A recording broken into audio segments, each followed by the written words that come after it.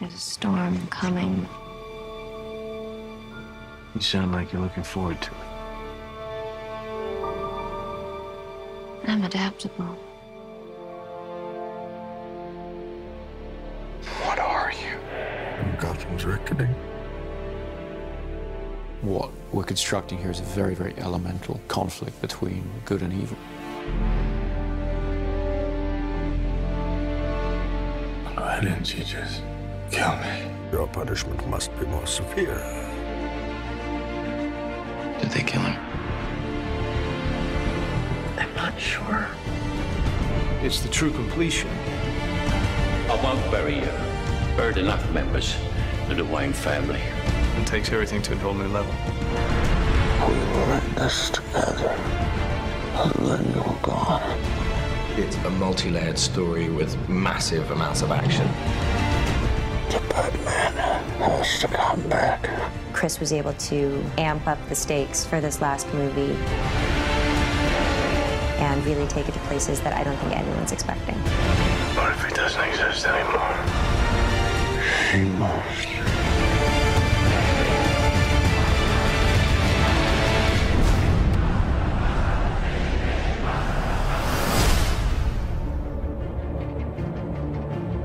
At the beginning of The Dark Knight Rises, we find a Bruce Wayne who's been damaged by his experiences as Batman.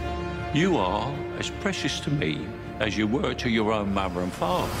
I swore to them that I would protect you, and I haven't. How much longer can he allow this pain to control what he does with his life? Alfred feels that it's his duty to help him find a way to put it behind him. You're not Batman anymore. It's about 8 years that Batman has been missing. And we've gotten to see what Gotham has become. Everything seems fine on the surface, but it's all built on this lie. I am the main sort of facilitator of that. It's a secret, I think, that's eaten away at him.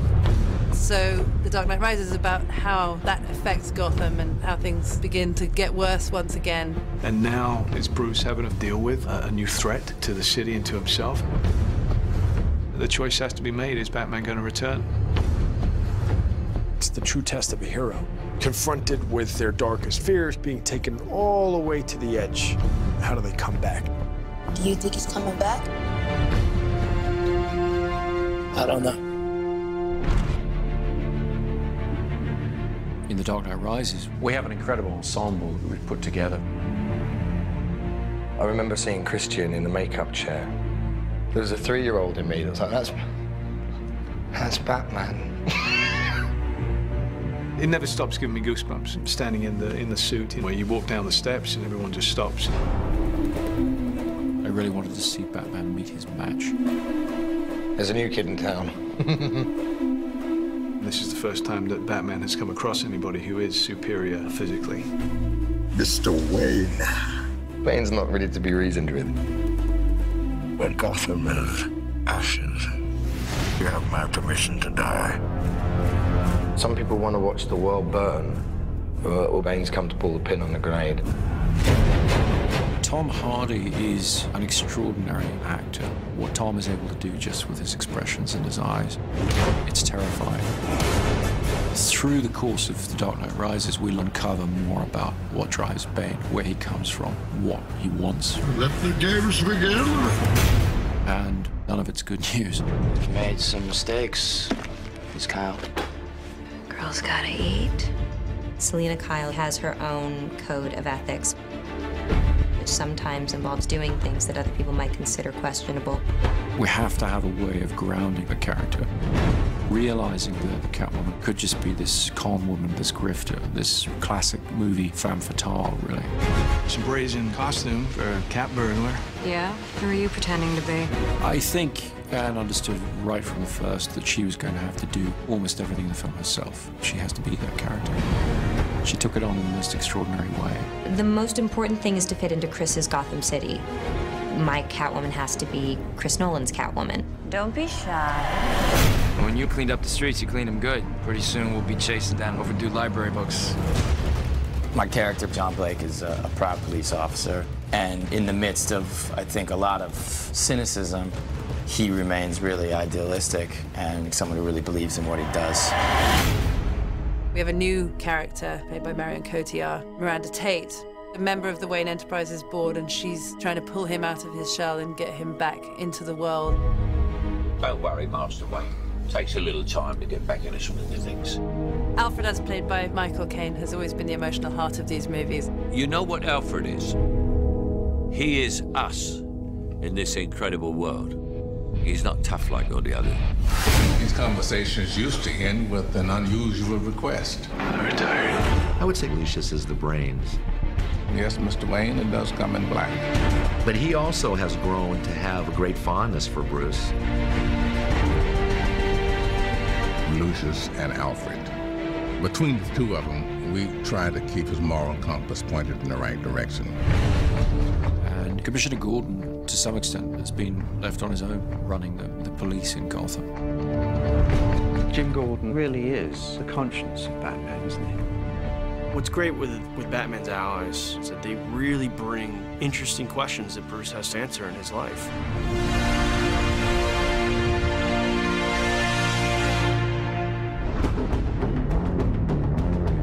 Chris has always had such a strong sense of spectacle, with this good human story to it as well. He turns those big action movies into something very intimate and emotional. You feel very close to all those people.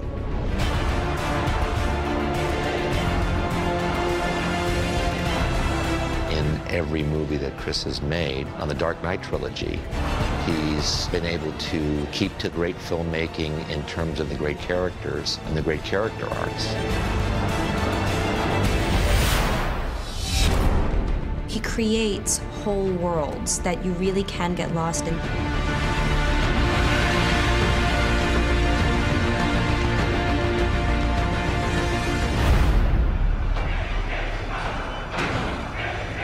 What does that mean? Rise. The Dark Knight Rises is certainly the biggest film that I've undertaken, by far. We really looked back to the silent era of motion pictures, when the image was paramount, when all you had was the scope and scale of a location, thousands of extras, that kind of thing. That's the kind of storytelling I was interested in exploring. Dark Knight Rises is about trying to get some of that romantic scale and modernism into it in a sort of epic way. We started the shoot in India, then we moved to the UK. After that, we went to Pittsburgh, Los Angeles, Manhattan. It's been relentless action from start to finish. We've expanded into the largest of genres, the war movie, the disaster film. They add scale, raising the stakes from a place where they were already extremely heightened. We do get a great kick out of doing this action work. To be in Inverness, Scotland, flying with a fuselage in an aircraft and 4 stuntmen hanging off an airplane. With Chris Nolan, as much as we can physically do inside of that lens is where he would like to go. We had them on the outside of the aircraft, shooting through the windows, and it was a big thing to come together. It has this wow factor. We're back at Carlington, which is this large hangar. You okay? Yep. A lot of the film takes place underground. So we've built a Gotham sewer system, and we're pumping an enormous amount of water around it. We wanted to fulfill the promise of Batman Begins, which is that Wayne Manor will be rebuilt exactly as it was, but that the Batcave will be expanded and brought forward technologically. My mother warned me about getting into cars with strange men. This isn't a car. One of the biggest creations was the new flying vehicle, the Bat. It's a big insect. It's nearly 30 foot long and 17 foot wide. It needs to travel very fast up roads. It needs to climb up over buildings. Chris Corbould and Chris's designs are just phenomenal. It's a wonderful new gadget. We have a big stadium that we have to blow up. The Pittsburgh Steelers have kindly allowed us their stadium. We We had almost 11,000 people turn up for one day's shooting to play fans of the Gotham Rogues. The biggest challenge is just the sheer scale of the operation that's going on. You know, we've got thousands of people in the stands, we've got multiple cameras, IMAX cameras. This is probably going to be one of the biggest, most demanding visual effects sequences in the film.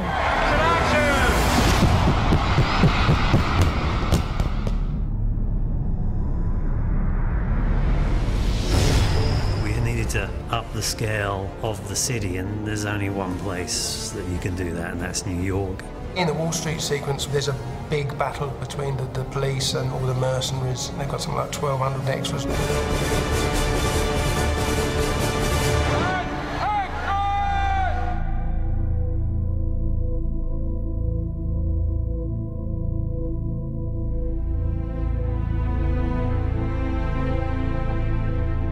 Chris really did want to shoot everything as real as possible, so there's no visual effects enhancing the amount of people that are in that scene. This was 8 months of preparation has gone into what you see here, working with the city, with the departments in order to control this set.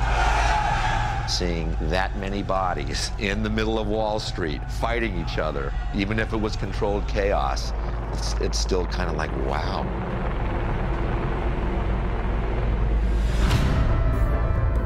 People of Gotham, we have not abandoned you. What does that mean? It means we're on our own. This is certainly the biggest movie that I've ever worked on. But then emotionally, it feels like something that a lot of people can tap into. It's wonderful. It kind of brings things full circle. You see only one end to your journey.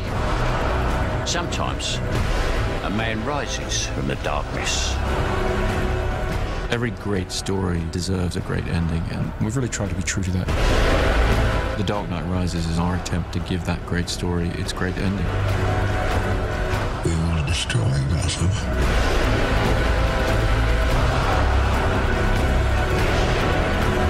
What now? You don't owe these people anymore. You've given them everything.